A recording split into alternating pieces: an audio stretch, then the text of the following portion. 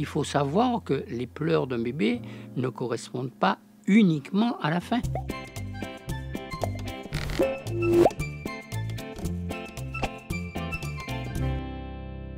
Je suis docteur Périanet José, je suis pédiatre et je suis ravi d'être avec vous aujourd'hui. Alors, l'allaitement maternel, c'est fondamental. Vous savez que nous sommes des mammifères, et qui dit mammifère, ça veut dire qu'il y a des mamelles pour pouvoir produire du lait adapté à son bébé. Donc, c'est tout naturellement que tous les mammifères, et nous en sommes, puissent allaiter leur bébé. Alors, c'est pas simplement de façon anecdotique, je répète ça, mais parce que le lait de chaque catégorie est fait pour le bébé, il est conçu pour le bébé, il est formaté pour le bébé pour pouvoir développer toutes les potentialités de développement, de croissance et de développement cérébral en ce qui concerne l'être humain. Alors, cet allaitement est fondamental pour d'autres éléments également qui sont de nature affective. La relation entre une mère et son bébé au moment de l'allaitement, je dirais même que l'allaitement, c'est la continuité normale de lien direct avec son bébé après la grossesse. Alors oui, effectivement, c'est la crainte de beaucoup de mères. Maintenant, vous savez que j'ai dit que les femmes, enfin les hommes, sont des mammifères. Ça devrait être un événement tout à fait naturel, spontané. Pourtant, ça l'est de moins en moins. Parce qu'on a perdu cette notion, parce qu'il y a de moins en moins de transmission intergénérationnelle. Et en plus, les conditions de vie font qu'on vit de moins en moins avec sa mère, proche des siens. Donc cette transmission ne s'est pas faite. Et ensuite, même l'histoire individuelle de chacun n'est pas toujours transmise. Ta mère ne vous dit pas forcément « je t'ai allaité, je faisais comme ça », pour vous donner envie d'allaiter votre bébé. Donc c'est une notion qui se perd un petit peu. Et puis, au fur et à mesure, vous savez que les médias, on a prôné, et puis il y a la publicité importante des maisons de lait qui fait que c'est aussi bien, donc voilà, la libération de la femme aussi, vous n'avez pas besoin d'allaiter, ça va faire tomber les seins, etc. Toutes choses qui n'ont rien à voir avec un allaitement. Maintenant, comment faire pour allaiter un bébé? D'abord, il faut vouloir. C'est l'élément le plus important. Se préparer à ça. Il peut y avoir une préparation pendant la grossesse. Faire une mise au sein précoce, qui est la condition essentielle. Plus on met le bébé au sein précocement, plus les réflexes vont se mettre en route, et de production du lait, tout le système hormonal, et la mise en confiance de la mère. Ensuite, il faut avoir les positions idéales. Ça, il y a du personnel pour ça, pour vous aider à acquérir les bons réflexes, les bons positionnements pour ça. Et il ne faut pas avoir peur de demander conseil aux gens qui savent pour rectifier si besoin.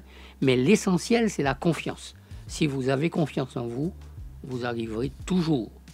Alors, je sais bien, le sein n'est pas transparent, il n'est pas en plastique, on ne voit pas la quantité.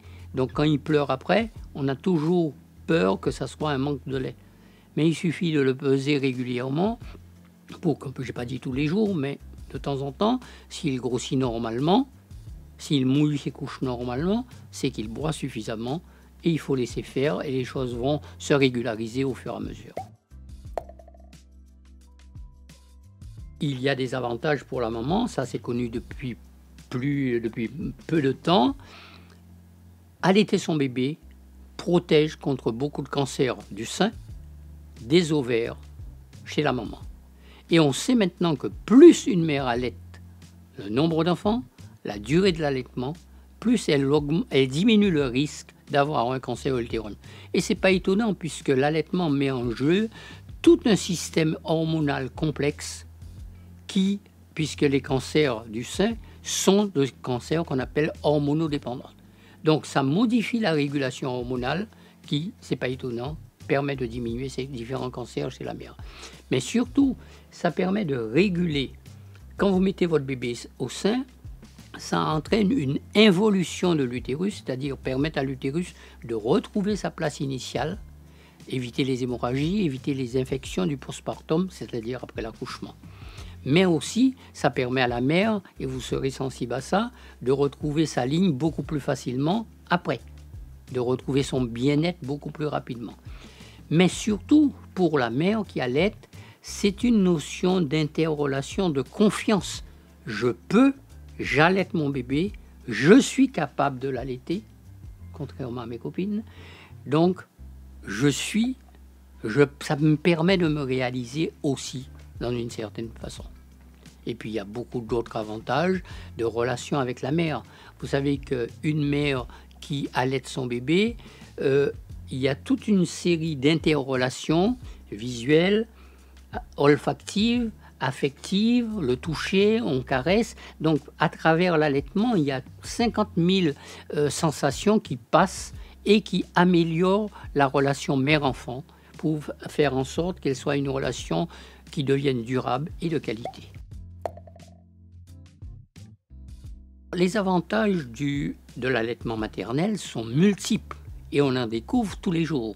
Vous savez que le lait maternel sert de référence pour l'industrie laitière infantile du monde entier. On découvre des avantages tous les jours. Les avantages les plus connus dont on en parle le plus souvent, c'est les avantages sur la protection de l'enfant, sur le plan de l'immunité, puisque ça confère un certain nombre d'avantages dans la protection contre les infections, la protection contre beaucoup de maladies, les eczémas, les allergies en particulier, la protection contre beaucoup de maladies, certains cancers, etc., mais beaucoup de maladies infectieuses comme les bronchiolites, comme les gastro-entérites de l'enfance et voire de l'adolescent.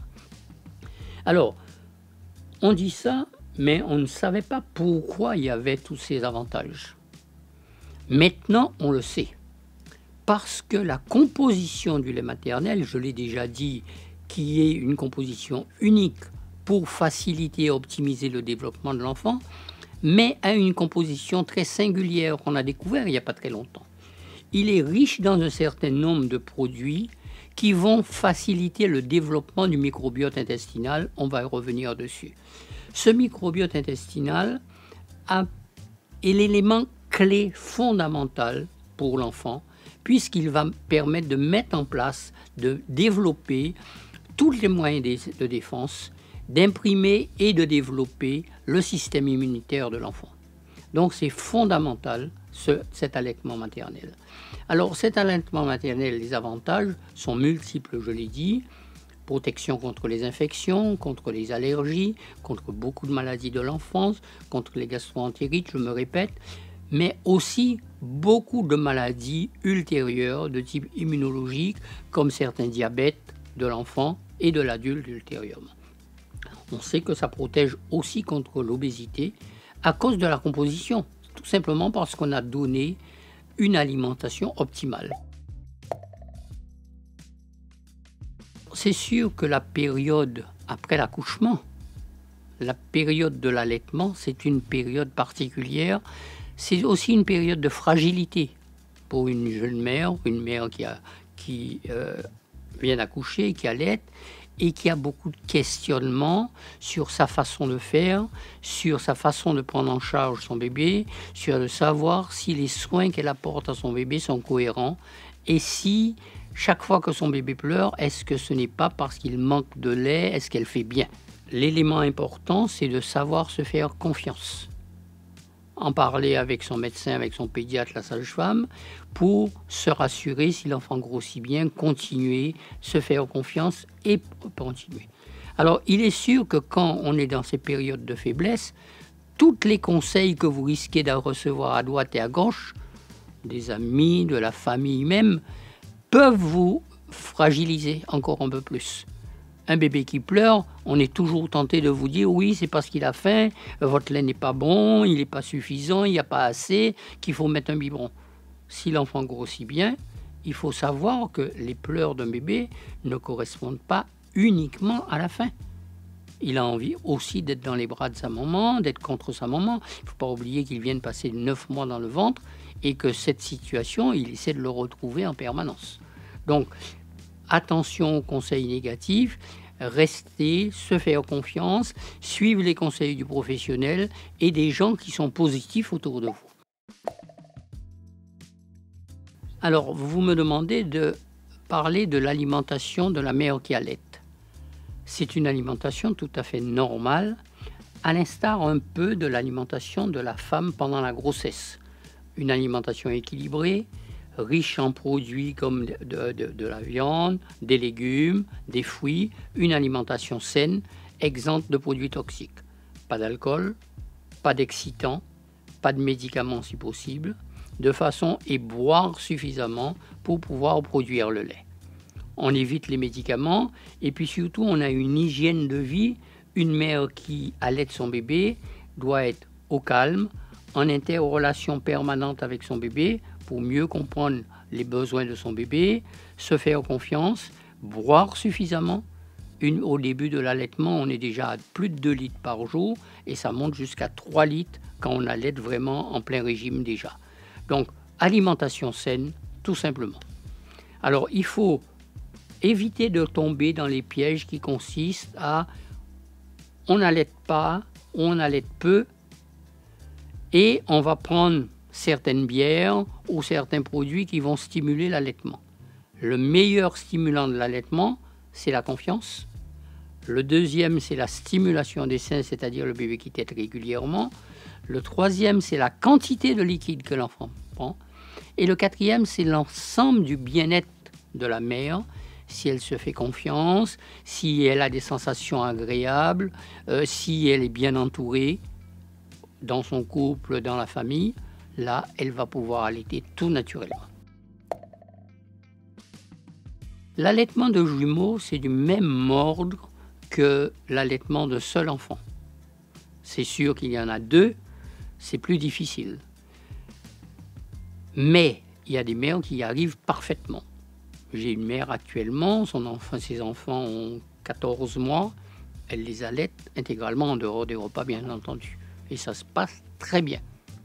Alors, il faut une certaine organisation, c'est sûr que c'est plus exigeant, mais il faut d'abord de la volonté, et puis si on ne le fait pas, même si on le fait à moitié pour les jumeaux, mais au moins faire bénéficier de l'apport de l'allaitement maternel, même si c'est complété, dans ce cas particulier, on ferme moins les yeux dessus.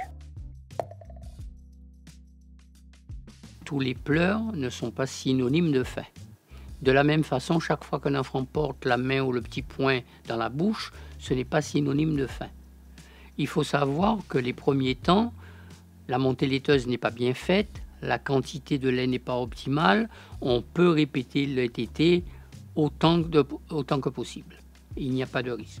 Mais au fur et à mesure de l'évolution, si l'enfant commence à grossir normalement, au bout d'un certain temps, il faut commencer à régulariser un peu de façon à bien comprendre les différents besoins du bébé.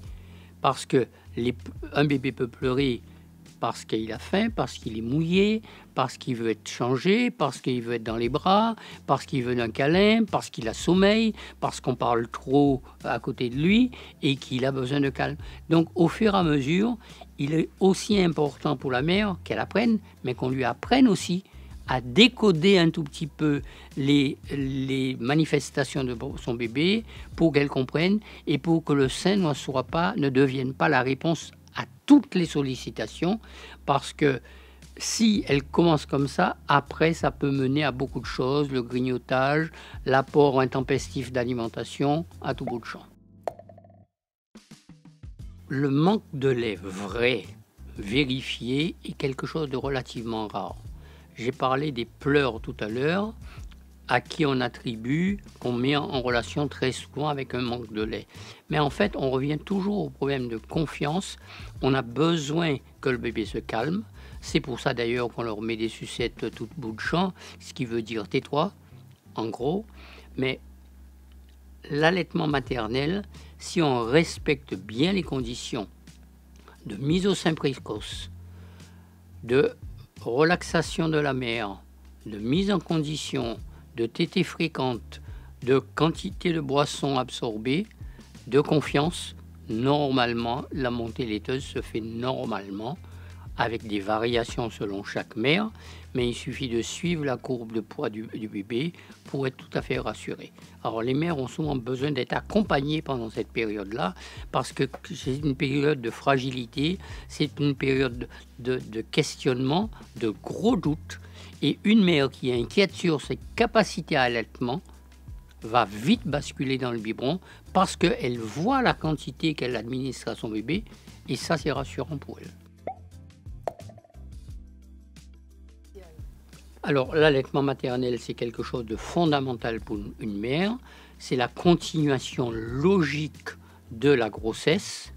Le lait maternel est fait pour le bébé, il est formaté pour le bébé, il est fait pour optimiser le développement de l'enfant, l'optimisation du développement cérébral de l'enfant, c'est-à-dire ses possibilités cognitives, intellectuelles et autres, mais aussi la prévention, la mise en place des moyens de défense du système immunitaire, mais également la prévention de nombreuses maladies. Donc, faites tout pour allaiter vos bébés.